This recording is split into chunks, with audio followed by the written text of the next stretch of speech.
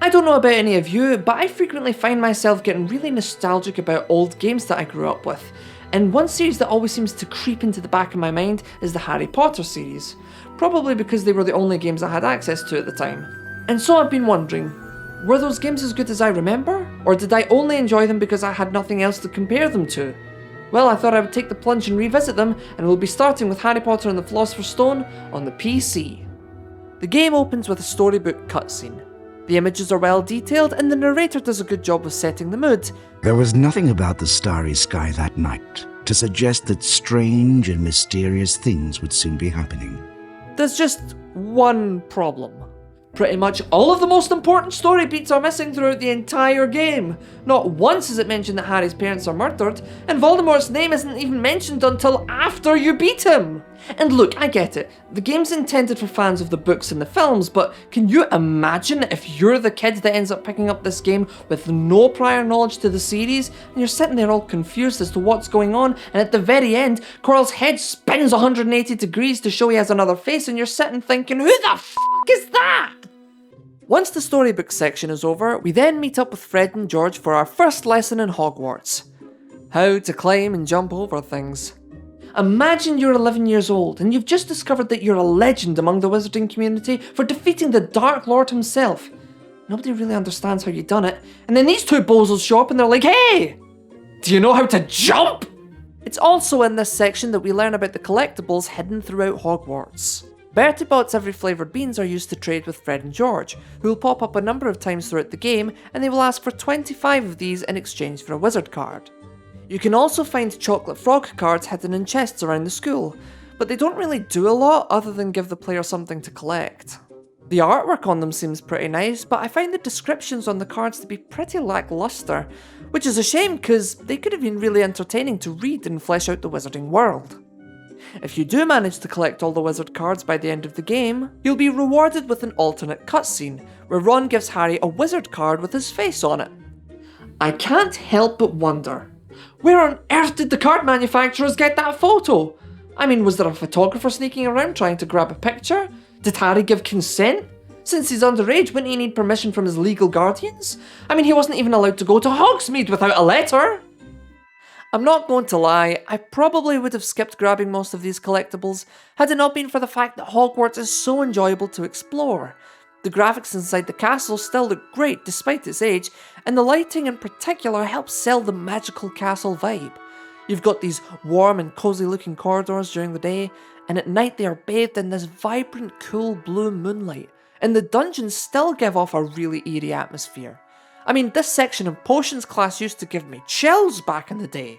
And of course, you have all the secret rooms, and let me tell you, the designer's done a fantastic job with these. You'll find them behind magic mirrors, bookcases, portraits, hidden stairs under the floor. I mean, you can feel a lot of love was put into making the castle fun to explore. My only gripe is that you can't revisit areas whenever you like, since the game has a linear structure. After that introduction, it's time to go to class and learn some spells. There are a total of 5 spells throughout the game. Alohomora is used to open doors, chests and secret passages. Incendio stuns plants, Wingardium Leviosa levitates objects, and Lumos creates these little light platforms for you to jump on. And of course, last but not least, we have Flipendo! This spell is like a Swiss army knife. It's used to knock over objects, flip switches, stun enemies, gets beans out of statues, fixes your failing marriage, resuscitates your dead goldfish, you name it, Flipendo it! And also, don't worry about forgetting the names of these spells because Harry will be sure to remind you. Flipendo! Flipendo! Flipendo! My god, that's annoying! And look, technically it's accurate to the wizarding world, since students don't learn how to cast silent spells until 6th year, but if you're adapting this into a video game, the last thing you want to do is to have Flipendo etched so far into the back of the player's minds that when they close their eyes, all they can see is PC Harry Potter standing over their unconscious body before he raises his wand and yells, "Flipendo!" just so he can get some beans out of your now cold dead corpse! Not that that's ever happened to me, of course. The classes are split into 2 sections. The first section requires you to play a little minigame where you use the mouse to trace over the spell symbol. There are 4 rounds of this, and each round will require you to get a higher pass mark. Sounds easy, right? Well, not in 2001 it wasn't. Back then, optical mice weren't as common. No, we had mechanical mice, which had a tendency to stick and fly in the other direction, making it almost impossible to achieve a perfect score. Having said that, it really doesn't matter how good your score is.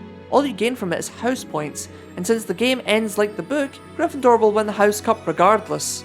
So it kind of makes the mechanic, well, pointless. After that, Harry is sent into a little obstacle course to practice casting the spell. The challenges are pretty straightforward. Most of them have very little enemies, so most of the time you'll just be solving small puzzles and avoiding bottomless pits.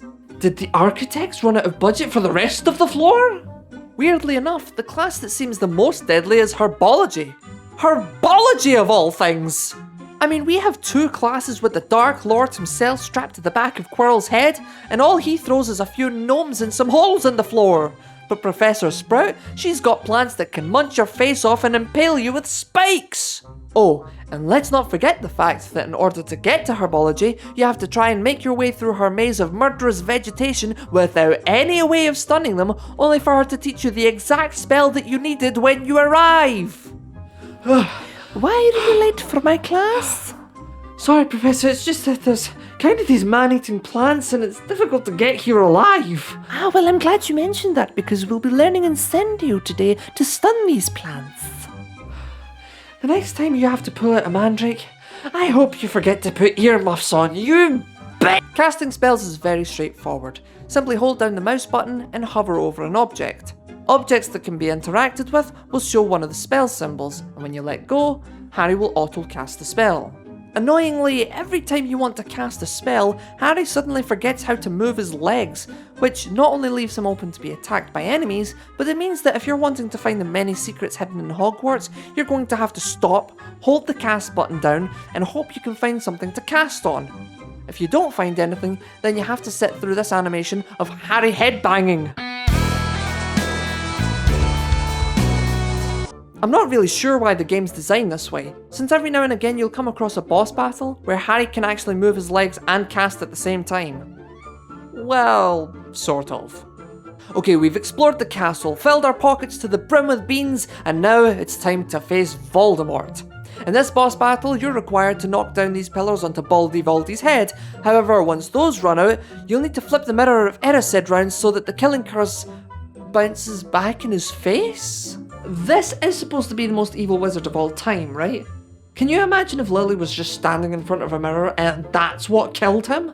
Also, I bet you that Voldemort's furious at the fact that he was thwarted by a spell that Quirrell taught Harry at the beginning of the year.